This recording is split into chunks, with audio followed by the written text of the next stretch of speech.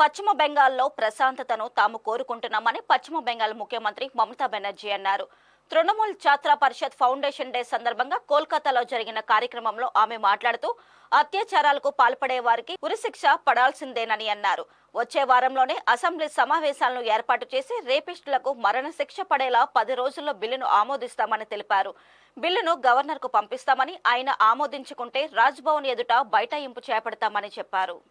আমি নেক্সট উইকে assembly call করব বিধানসভা স্পিকারকে বলে, এবং আমরা ওয়েস্ট বেঙ্গল অ্যাসেম্বলি থেকে আগামী 10 দিনের মধ্যে ফাঁসির ধর্ষকের ফাঁসি চাই এই বিল আমরা পাশ করে রাজ্যপালের কাছে পাঠাবো।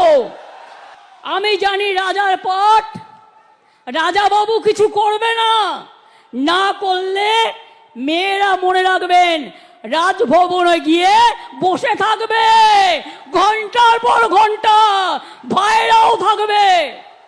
এই বিল সই করতে হবে, রাজ্যপালের কাছে রাষ্ট্রপতির কাছে পাঠিয়ে দিয়ে দায়িত্ব সারলে হবে না।